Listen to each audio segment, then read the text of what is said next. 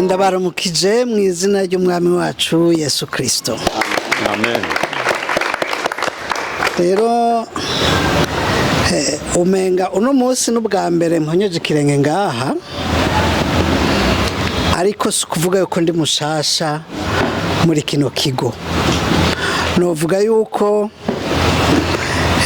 amasura amwe ndayazi ku mafoto,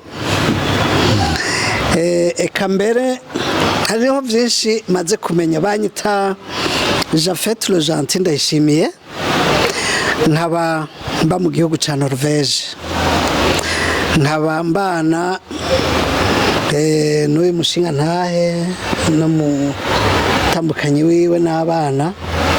Ngira ngo kuva aho ndi gushikaho baba ni nk'isaha imwe n'inusu, uretse gusa yuko gushikaho baja ndinda guca mu mazi ngafata ubwato. Rero novuga yuko ndi nk'umuhanuzi muri kino kigo, naho ntaba hano mugabo ndi kure, ariko mba ndi kumwe na mwebwe. Rero yari nk'itegeko ry'uko nshika ngaha kugira ngo twibonanire amaso mu yandi. Burya iyo ubona abantu ku mafoto mudahuza amaso ngo mubonane, ngo musangire, ngo mutwenge, ntuba urabiyumvamwo neza. Ubu rero nico gituma navuze nti ndagira hano mu Minago. Nivyo turazi yuko kugira ngo umuntu agire ikigo nk'iki bitwara uburyo bwinshi n'umwanya mwinshi.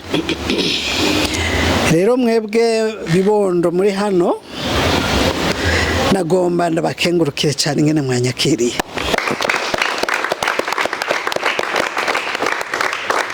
Ndabashimiye gose, byanyoheye kubona ingene mwaje mumpobera. Ijya foto y'ingene mwampobereye numva izongumamwo imyaka yose. Birahimbaye gose kandi mwambaye neza, murashajije. Narabonye n'ingene umutambukanyi w'umukuru w'igihugu yaje akabakira, byarashimishije cyane. Erega mwamwibaza ngo ntitubibona, turabibona naho tuba turi kure. Rero ikintu gikomeye mugomba kumenya nuko umuntu wese uko angana, ubukene bwiwe, ububabare yaciyemwo, Imana iba imufitiye imigambi. Erega ngaha harashobora kuba harimwo abazorongora igihugu. Urashobora kuzoba umushikiranganje, urashobora kuzoba umudokiteri, umushoferi, umusirikare mukuru. Ikintu gikomeye ni ukugira intumbero. Mbega ndiko ndavahe, ndiko ndajahe? Mwebwe rero mwagiriye ibakwe, mwagize Imana muronka abantu babitaho. Hariho abana benshi uno munsi batagira babitaho, mugabo mwebwe ko mwagize iyo tombora mukagira ikigo mujamwo bakabakira, ni ikintu gikomeye cyane. Natwaye abarundi baba mu mahanga kw'isi yose nk'uko yabivuze imyaka itari mike. Narabonye byinshi, abantu kugira ngo bagere kuri mwene ibi baba bakoresheje uburyo bwinshi n'amafaranga menshi kugira ngo babishikeko. Hari naco gituma rero mvuga nti mwebwe mugume mufatanye mu nda, mwumvira ababarongoye, kuko burya baba bafitiye umugambi, kandi umugambi mwiza cyane wo kugira ngo muze muvemwo ikintu gikomeye. Uno munsi rero ndahashitse, ndabonye uko vyifashe. Uriya mu mama mukunda gukorana nawe, mama wanyu, turamana kenshi, tuba turiko ducuritse imitwe hamwe turaba icokogwa kugira ngo muze mugire kazoza keza.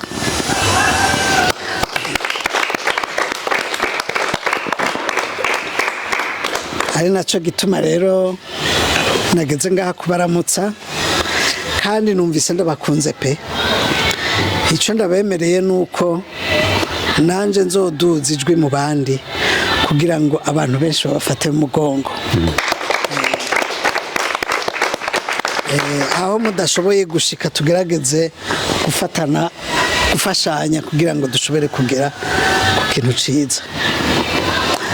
Rero nkaba ndabakengurukiye ingene mwanyakiriye. Murabona ko nagendanye n'abanyamakuru, ibi turiko turavuga ndazi ko bizogera kure.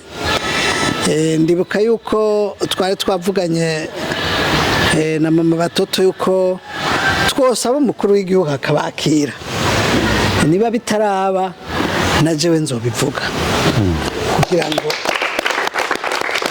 baze babakire ku kirimba.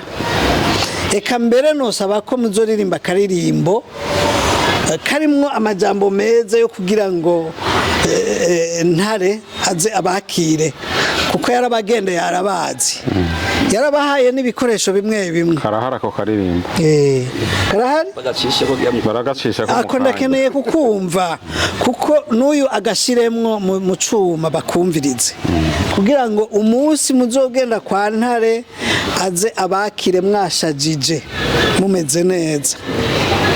Ico kintu nzokigwanira kugira ngo ibibono nk'ibi bize byakigwe neza. Rero muri make nkaba ndabakenguruka ingene mwanyakiriye. Ibisigaye turaza kubiganira n'abarongozi banyu kugira ngo turabe ingene tugenda turyosha ibintu bigenda bimera neza.